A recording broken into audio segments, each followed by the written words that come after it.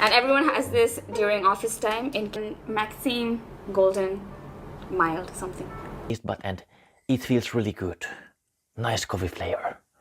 세계 최고의 커피 소비량을 자랑하는 노르웨이에서 한국에 이 커피가 없으면 난리가 난다 합니다. 바로 맥심인데요. 어떻게 한국의 맥심이 노르웨이 전역을 강타하게 되었는지 신기한 사연을 들려드리겠습니다. 오늘의 사연 시작하겠습니다. 안녕하세요. 제 이름은 헨리 고슬로브입니다. 저는 트롬세 대학병원에서 응급의학과 의사로 일하고 있습니다. 어릴 적부터 커피는 제 삶에서 빠질 수 없는 친구였어요. 특히 노르웨이는 세계 최고의 커피 소비량을 자랑하는 나라입니다. 아침이면 드립커피로 하루를 시작하고 점심에는 에스프레소 한 잔으로 잠을 쫓으며 저녁에는 카페인을 줄인 블랙커피로 하루를 마무리하는 게 저희 일상이죠. 노르웨이 사람들에게 커피는 단순히 마시는 음료가 아닙니다. 친구나 가족과 함께 시간을 보내며 나누는 문화이고 때로는 힘든 하루의 끝에서 위로를 주는 존재입니다. 저도 커피에 대한 자부심이 남다릅니다. 제가 즐겨 찾는 로컬 카페에서는 신선한 원두를 로스팅한 커피를 내어줍니다.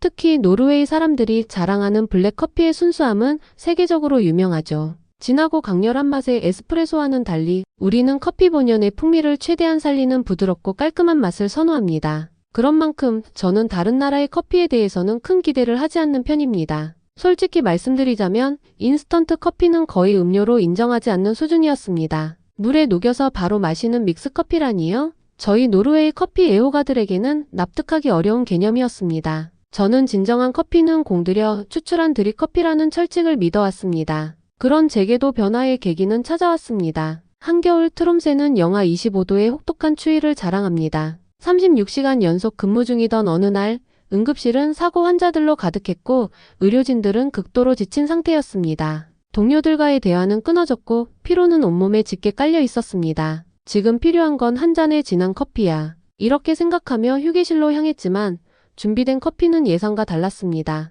저와 함께 일하는 간호사 유나가 가져온 것은 생전 처음 보는 한국의 믹스커피인 맥심이었습니다. 작고 노란 봉투를 보며 속으로 피식 웃었습니다. 이게 무슨 커피야? 설탕물 아니야? 그러나 유나의 권유로 억지로 한 모금을 마셔봤습니다. 솔직히 말씀드리면 한 입 마시는 순간 고개를 갸우뚱했습니다. 너무 달고 부드러운 맛이 의외였습니다. 익숙한 노르웨이 블랙커피와는 전혀 달랐죠. 하지만 그날 밤 그 달달함이 유난히 지친 마음을 편안하게 만들어 주었습니다. 노르웨이 최고의 커피를 자부했던 제게 그 맥심은 어쩌면 별거 아니었을 겁니다. 하지만 그 작고 달콤한 한 잔은 혹독한 북극의 겨울밤을 따뜻하게 밝혀주었고 저의 고정관념을 살짝 흔들기 시작했습니다. 그리고 그것이 저의 새로운 이야기를 여는 첫 장이 되었죠. 그날 밤 유나가 건넨 믹스커피 한 잔은 그저 피로한 몸에 약간의 달콤함을 더해줄 뿐이라고 생각했습니다. 하지만 이상하게도 그 부드러운 커피 한 모금이 제 마음속 깊이 파고들었습니다.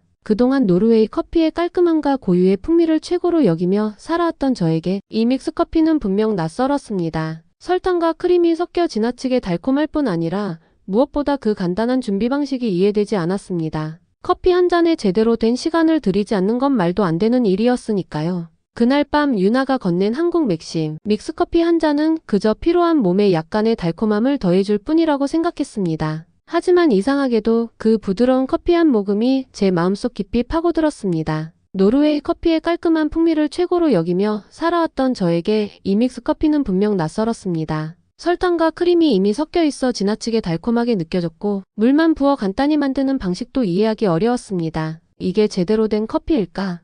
라는 생각이 머릿속을 떠나지 않았습니다. 그럼에도 불구하고 그 믹스커피 한 잔이 남긴 감각은 잊히지 않았습니다. 얼어붙은 북극의 밤, 휴게실 창문을 때리던 눈보라 속에서 유나와 나눈 짧은 대화는 유난히 따뜻했습니다. 유나는 맥심 믹스커피를 한국의 대표적인 즉석 커피로 소개하며 어떻게 하면 더 맛있게 즐길 수 있는지 알려주었습니다. 의사님, 물량은 150ml가 가장 적당해요. 물이 너무 많으면 연하고 너무 적으면 맛이 진해지거든요. 컵에 맥심을 먼저 넣고 물을 부은 다음 스틱으로 잘 저어줘야 완벽하게 믹스커피가 섞여요. 유나는 이렇게 설명하며 직접 시범을 보였습니다. 그녀의 설명을 들으며 한 모금 마셨을 때 부드럽게 퍼지는 크림맛과 달콤함이 이전보다 더 선명하게 느껴졌습니다. 유나는 맥심 믹스커피에 담긴 한국적 정서에 대해서도 이야기했습니다. 이 커피는 단순히 간편한 음료가 아니라 피곤한 일상 속에서 작은 휴식을 제공하려는 마음이 담겨 있어요. 부모님께서 밤샘 근무를 하실 때도 이 커피 한 잔이 큰 위로가 되셨다고 하시더라고요.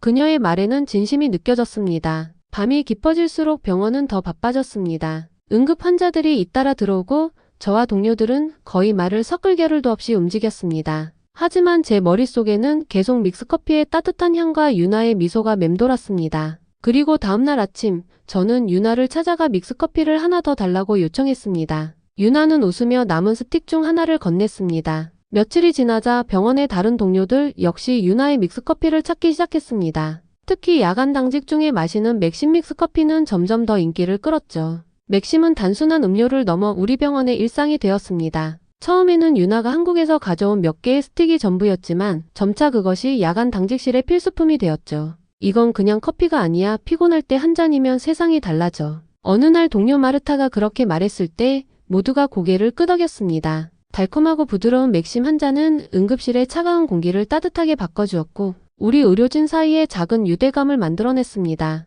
그러나 문제는 곧 닥쳐왔습니다. 병원 내에서 맥심 커피를 찾는 사람이 늘어나면서 유나가 가져온 맥심 스틱이 점점 줄어들기 시작한 것입니다. 처음엔 유나가 간간히 가져오는 몇 개의 스틱으로 충분했습니다. 그러나 그 인기가 점차 퍼지면서 오늘 남은 커피 있어? 라는 질문이 당직실에서 가장 자주 들리는 말이 되어버렸죠. 결국 병원에 남아있던 맥심 커피 스틱은 단 몇 개만 남게 되었습니다. 이 작은 위기가 우리 의료진 사이에 큰 혼란을 불러일으켰습니다. 이걸 대체 어떻게 구해야 하지? 한밤중 동료들의 대화는 마치 긴급 회의를 방불케 했습니다. 가장 먼저 시도한 것은 한국 온라인 쇼핑몰에서 직구를 하는 것이었습니다. 하지만 문제는 배송이었습니다. 노르웨이로의 배송은 불가능했고 몇몇 상품은 유럽 내 한인 마트에서 이미 품절 상태였습니다. 다음으로는 스톡홀름과 코펜하겐의 한인 마트를 수소문하기 시작했습니다. 스톡홀름에 있는 친구가 한인 마트를 가본 적이 있다는데 연락해볼게. 의료진 중 한 명이 희망적인 소식을 전했지만 곧 그곳에서도 맥심은 현재 품절입니다. 라는 답변을 받았습니다. 이 정도로 사람들이 찾을 줄이야 다들 고개를 저었지만 오히려 커피에 대한 열망은 더 강해졌습니다. 그러던 중 병원의 누군가가 병동 내의 마지막 믹스커피를 무심코 사용하면서 작은 소동이 벌어졌습니다. 누가 마지막 스틱을 썼어? 평소엔 서로를 배려하던 동료들이 그날은 유난히 민감했습니다. 결국 우리는 남은 맥심을 어떻게 나눌지 결정해야 했습니다. 특히 힘든 수술을 끝낸 날이나 야간 당직 때만 쓰자. 이렇게 정해진 규칙 아래 맥심은 이제 희소한 보물처럼 다뤄졌습니다. 이 상황은 병원 안팎에서도 화제가 되었습니다. 트롬세 지역 신문은 북극에서 가장 인기 있는 커피는 한국의 맥심라는 제목의 기사를 실었고 이 기사는 지역사회에서도 화제가 되었습니다. 믹스커피를 이렇게까지 찾아다닐 줄은 몰랐네. 기자는 의료진의 이야기를 듣고 놀라움을 감추지 못했습니다. 맥심을 구하려는 우리의 노력은 더욱 다양해졌습니다. 병원에 입원한 환자의 보호자 중 한국 출신의 지인이 있다는 이야기를 듣고 우리는 그들에게 도움을 요청했습니다. 오슬로에 한인 마트가 있다는데요. 알아봐 드릴게요. 그러나 오슬로의 작은 한인 마트조차 품절이라는 답변을 보내왔습니다. 심지어는 병원의 몇몇 의료진이 휴가를 떠날 때마다 한국에 가게 된다면 꼭 믹스커피를 가져와 달라고 당부하기도 했습니다. 그러나 이런 모든 시도는 번번이 실패했습니다. 커피를 구할 수 없다는 사실이 밝혀지면서 의료진 사이에는 실망감이 퍼졌지만 이상하게도 모두가 이 작은 위기를 함께 겪으면서 더 가까워진 기분이 들었습니다. 그렇게 맥심이 점점 희소해질수록 우리는 그 소중함을 더욱 깨닫게 되었습니다. 단순히 맛있는 음료가 아니라 지친 밤에 우리를 위로하고 서로를 이어주는 다리 역할을 했던 것입니다. 이 작은 커피가 병원 내에서 중요한 무언가로 자리 잡은 것은 단순한 우연이 아니었습니다. 믹스커피는 우리 병원에서 단순한 음료 이상의 의미를 가지게 되었습니다. 처음에는 피로한 밤을 달래는 작은 위안에 불과했지만 점점 동료들 사이에 한국 문화에 대한 호기심을 불러일으키며 새로운 문화를 발견하게 했습니다. 유나는 맥심과 함께 한국의 의료 시스템과 관련된 이야기들을 들려주곤 했습니다. 그 중에서도 특히 한국의 한 외상외과 전문의 이국종 교수님의 이야기는 의료진들 사이에 큰 감동을 불러일으켰습니다. 유나는 어느 날 믹스커피를 나누며 이국종 교수님이 참여했던 소말리아 아덴만 여명 작전에 대해 들려주었습니다. 그 작전은 2011년에 있었던 사건이에요. 소말리아 해적에게 납치된 우리나라 선원을 구출하는 군사작전이었죠. 그 과정에서 부상당한 선원을 살려낸 의사가 바로 이국종 교수님이세요. 그는 생과 사를 오가는 환자들을 끝까지 포기하지 않는 걸로 유명해요. 유나의 목소리에는 존경심이 가득했습니다. 동료들은 깊은 관심을 보였습니다. 그런 상황에서 의사가 맡은 역할은 대체 무엇이었죠? 라는 질문이 쏟아졌습니다. 유나는 이국종 교수님이 당시 중증외상센터에서 군 병력의 도움을 받아 환자의 목숨을 구하기 위해 헌신한 이야기를 상세히 설명했습니다. 상황이 얼마나 열악했냐면요.